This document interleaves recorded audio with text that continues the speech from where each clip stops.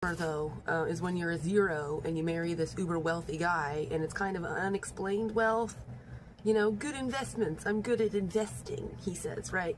And so that's kind of the thing, homegirl, is, you know, you don't really get to be a zero at, 40 and just like miraculously marry this rich guy without it putting a lot of suspicion on you, especially when he has a bad reputation. So now I seem to recognize that you really are fucking zero and you have no way of investigating the man's past, but you just need to know, how are you 40 and a zero?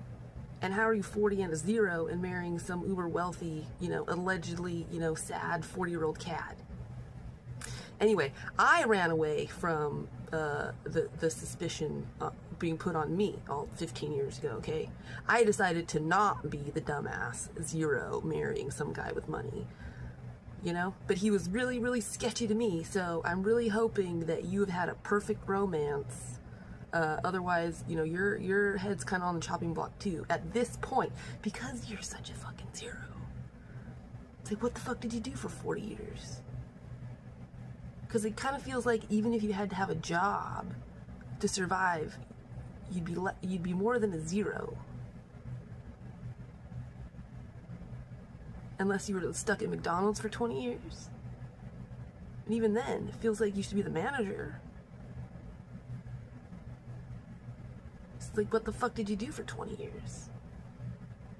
Just suck dick once a month and wait for him to be ready to try to put babies in you? I don't know why the fuck you think he's gonna have babies.